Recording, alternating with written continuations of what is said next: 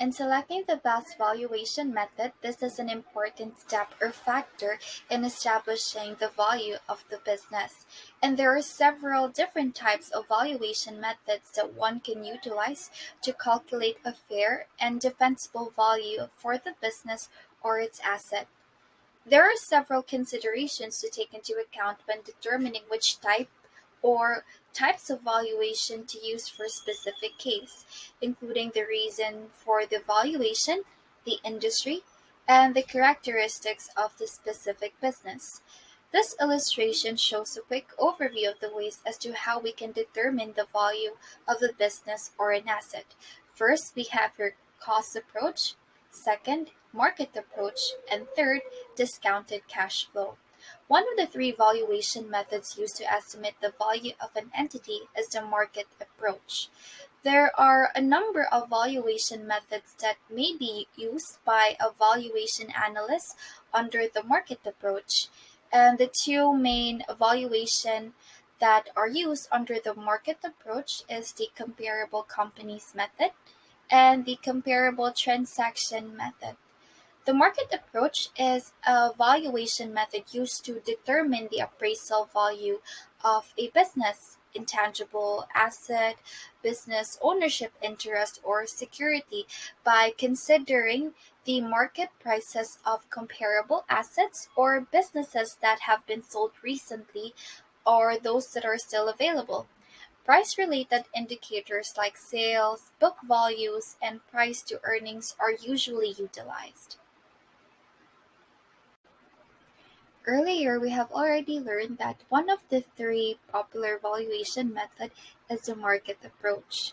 So market approach is also known as the market comparison approach or market-based approach. It seeks to answer the question, what is the fair market value of this asset? And that is done by conducting a survey based from the recent transactions involving similar assets. Regardless of the type of asset being valued, the market approach studies recent sales of similar assets, making adjustments for the differences between them. The market approach works best in situations where abundant data is available on comparable transactions. And when the data is not available, alternative approaches may be required. Because the market approach relies on comparisons to similar assets, it is most useful when there is a substantial data available regarding recent sales of comparable assets. In determining the value of one's business using the market approach, in these particular suitable situation, we can apply the usage of market approach. First is that when you want to set the offer price or asking price for a business purchase. Second, when there is a need for you to defend the valuation of your business before the tax authorities or in a legal dispute. And third, when you want to justify the value of your business when there is a dispute, such as a buyout or partner disagreements. The methods under market approach come with their own benefits and weaknesses. Here are just some of the few points of the advantages and the disadvantages of using this approach. First advantage is that it is straightforward and involves simple calculations. Second, it uses data that is real and public. And third, it is not dependent on subjective forecasts. On the other hand, the first advantage is that it is difficult to identify transactions or companies that are comparable, and there is usually a lack of sufficient number of comparable companies or transactions. Second, it is less flexible compared to other methods. And third, the method raises questions on how much data is available and how good the data is. The primary advantage of the market approach are that it's based on publicly available data on comparable transactions. It can require fewer subjective assumptions than alternative approaches. And for the primary advantage of the market approach is that it can be impractical in situations where few, if any, comparable transaction exists, such as in the case of a private company operating with only few competitors. Now we'll talk about the relevance of using market approach. So first is one can easily determine the value of the business based on comparison with other similar companies. So market approach comes in use when an analyst wants to know how much value they should set for the offer price or for the asking price to carry out the process of the business purchase. Any business can use this approach to business valuation as long as they can gather sufficient relevant data on which to compare similar businesses. Second is it is easy to understand, less complex, and is not time consuming. In such cases, the market approach is considered to be the most direct and systematic value approach where there is no need for any complicated calculations. This approach can be carried out with the help of simple calculations. Furthermore, the market approach can also be relatively simple to apply as this approach derives estimates of value from relatively simple financial ratios drawn from a group of similar companies. Third is it uses actual data based on actual transaction prices. It is not estimated based on a number of complex assumptions or judgments. In other words, this market approach is not at all dependent on subjective forecasts. Fourth is this valuation approach is particularly useful when valuing public companies or privately held companies large enough to consider going public because data on comparable public businesses is readily available. However, this approach is difficult to use for relatively small privately held businesses because there may not be enough comparable companies with similar valuation fundamentals and in the same sector, and reliable information is difficult to obtain. Now, let's discuss the difference between the comparable transactions method and the comparable companies method. Comparable companies method. It is a valuation methodology that looks at ratios of similar public companies and uses them to derive the value of another business. It operates under the assumption that similar companies will have similar valuation multiples. The first step in doing a comparative company analysis is to create a peer of group of comparable business in the same sector and geographical region. By then, investors can then use this as a relative comparison to assess how one company shapes up against its competitors. With the use of this data, it is possible to generate various ratios that are used to compare a firm to others in its peer group and to establish the enterprise value of the organization. Comparable transactions method. The cost of a comparable transaction is one of the major factors in estimating the value of a company that is being considered as a merger and acquisition target. The acquirer examines the available data on comparable transactions of the companies using the same model as the target company with the help of its investment banker. Better possibilities of valuing the target company result having more data. To arrive at the business value, you will have to use the company's earnings before interest, taxes, depreciation, and amortization, similar to multiple achieved in the past. To use comparable transactions as a method of valuing a company, you will have to look at the past transactions in the industry. So basically, the sole distinction between the two methods is that comparable company analysis is carried out using the company's stock price on the open market. On the other hand, comparable transaction analysis is determined by the price paid to acquire the company, including a control premium. Valuation multiples are financial measurement tools that evaluate one financial metric as a ratio of another. The purpose of these multiples is to increase the comparability of different organization metrics as a portion of another. So valuation multiples and the use of standardized financial metrics allow for comparisons of value among companies with different characteristics, most notably size. It is calculated by dividing value measure by value driver. So types of valuation multiples. There are two main types of valuation multiples.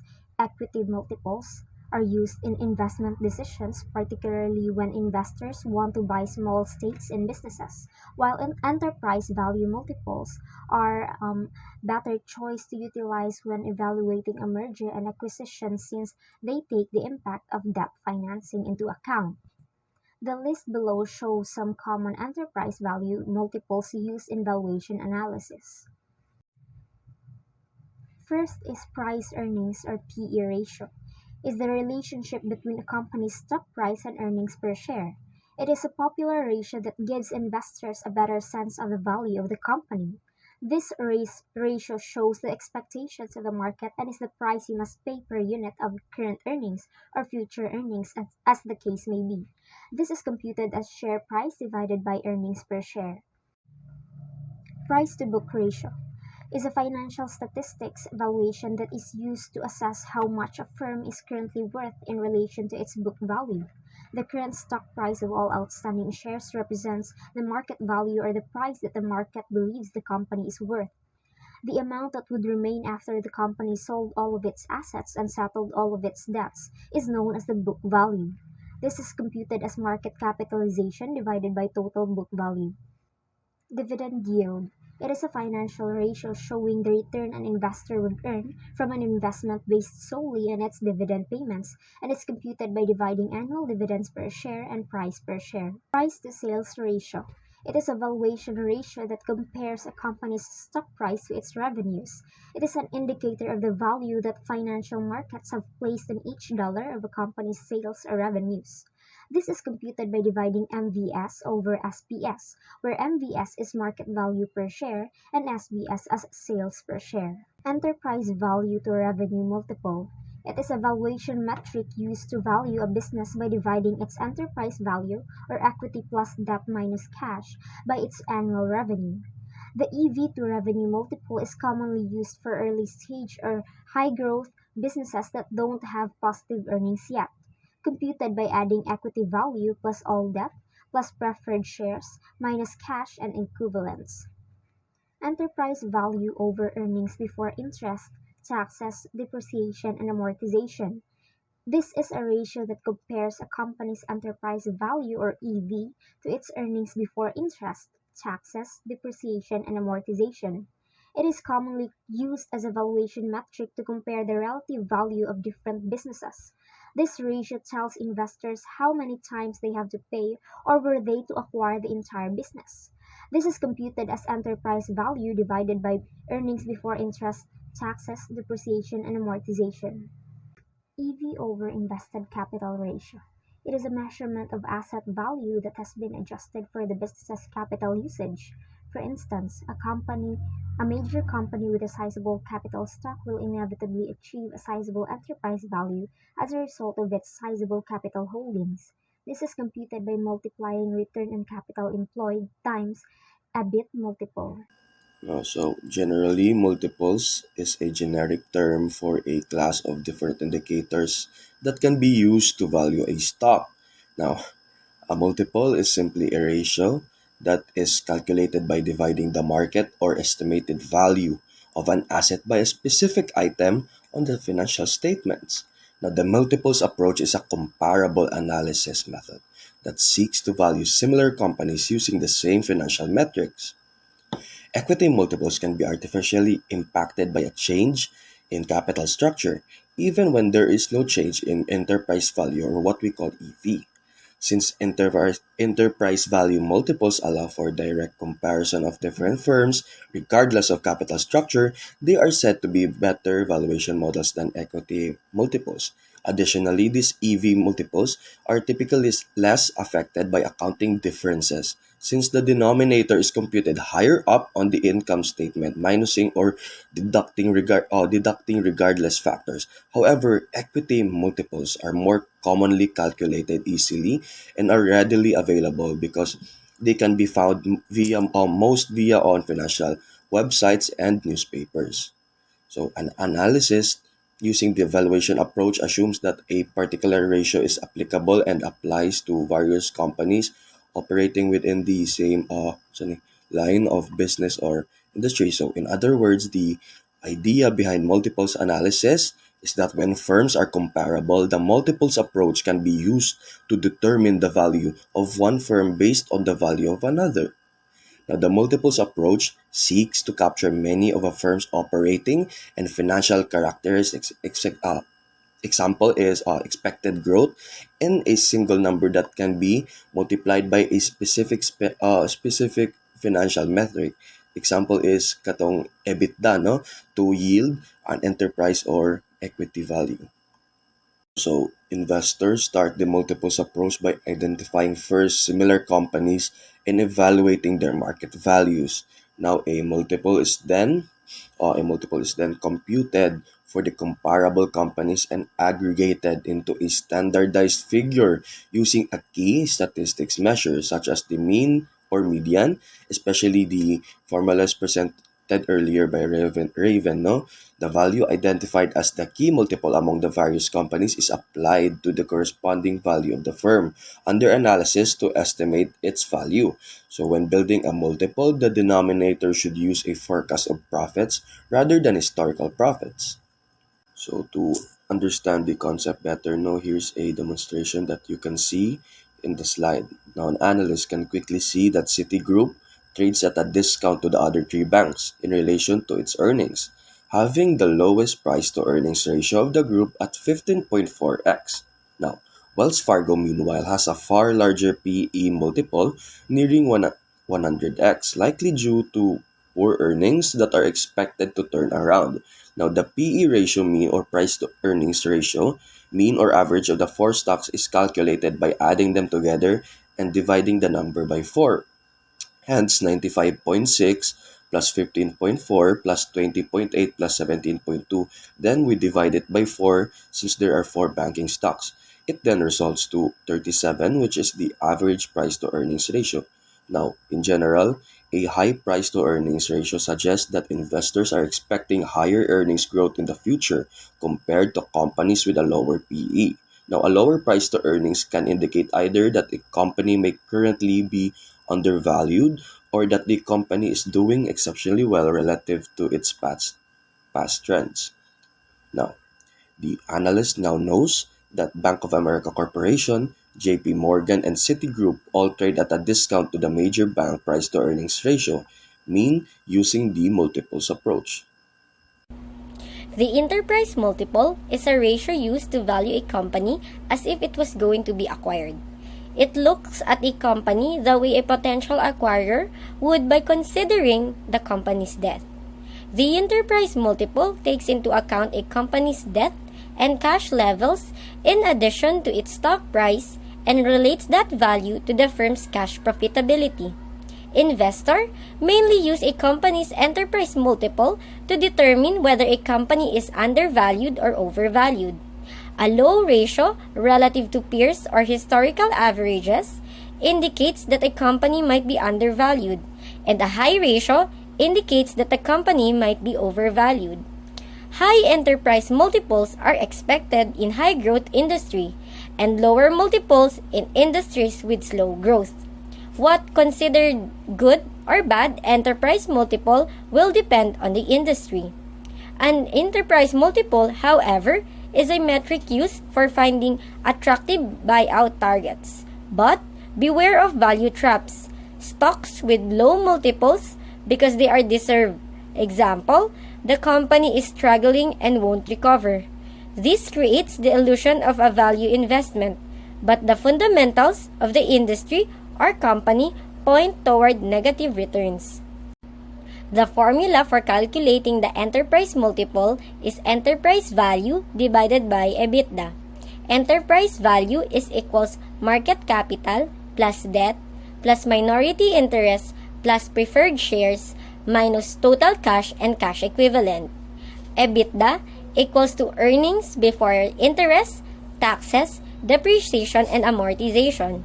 Because taxes are not part of the equation, the enterprise multiple is useful for comparing companies' actual values. The very tax effects on their earnings do not distort the comparison.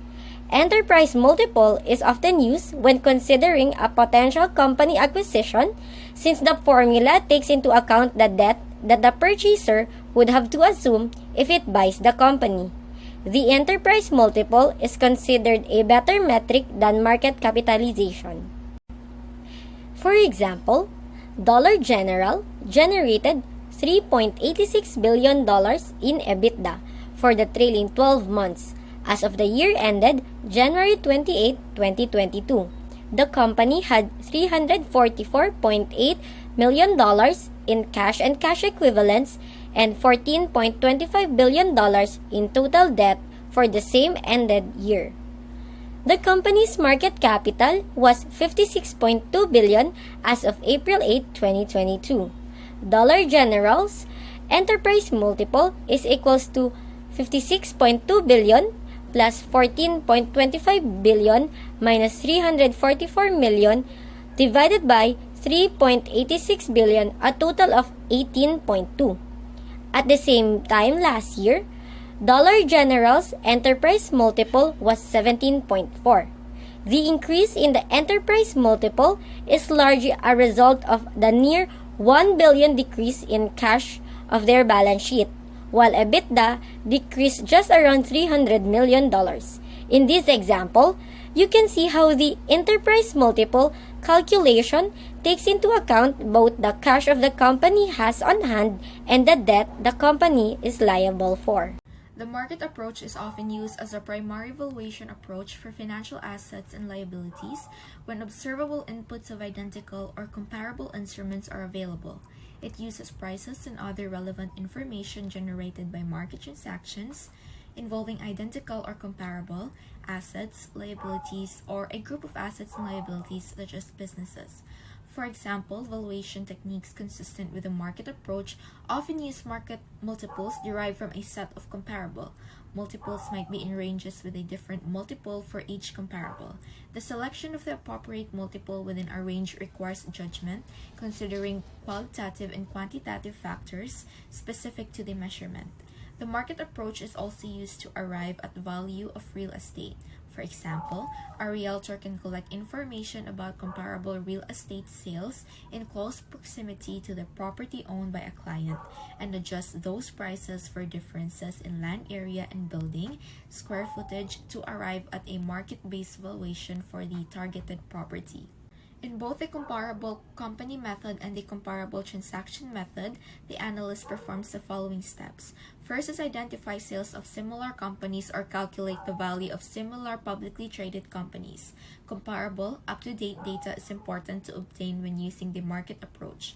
The analyst will have to search data based on the same industry and will have to consider the following criteria such as margins and profitability, growth rate, size, industry classification.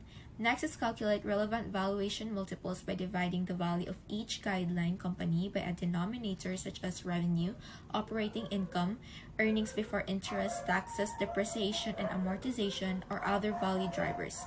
The most commonly used measure is the EBITDA. Since the enterprise value includes both the equity and the debt of the firm, EBITDA is a suitable measure because it includes earnings before debt payment. Lastly is select an appropriate valuation multiples from the range of indicated multiples and multiply it by the subject company financial fundamentals indicating business value. While calculating the enterprise value multiple, most of the values are readily available except the market value of debt. In such a case, the analyst can make an assumption about the market value of the debt by comparing it with the market value of similar bonds. The main advantage of the market approach is that it is based on publicly available data on comparable transactions. Due to this, it would need a fewer number of assumptions as compared to the other approaches.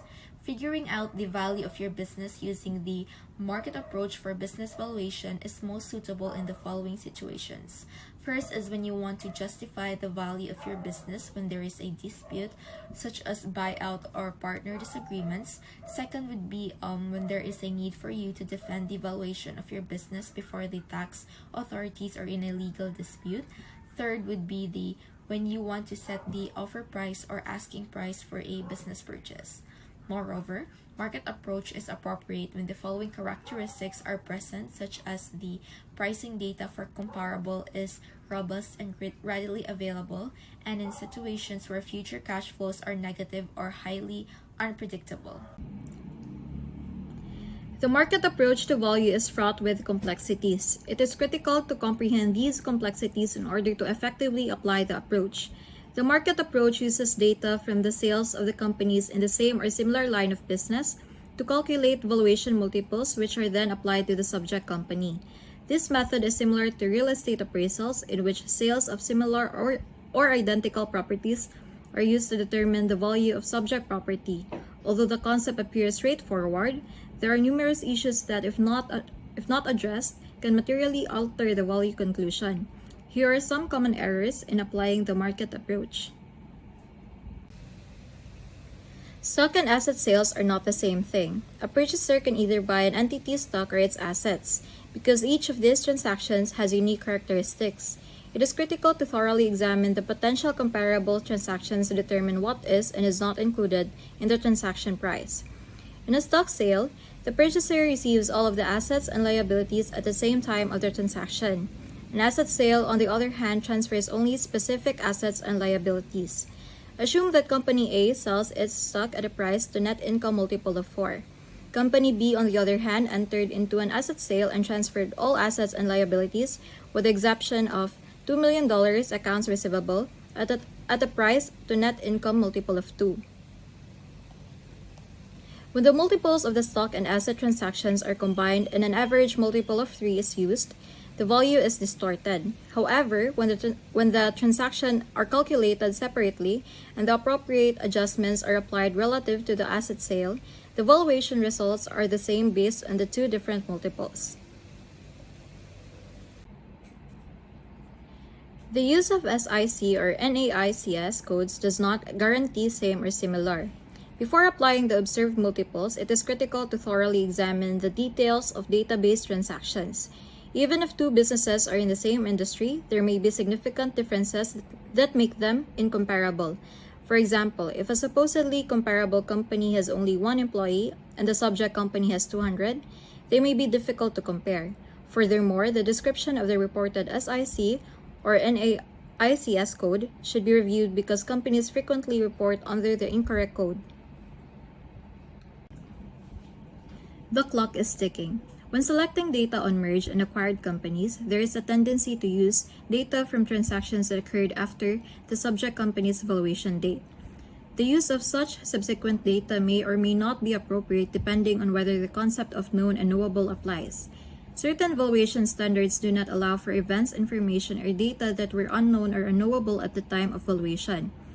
In contrast, if transactions data is very old, it must be considered whether the data is still valid and reliable for use in valuing a company as of the current valuation date. If more recent data is available and confirms the ranges shown in the older data, it might be appropriate to include that information.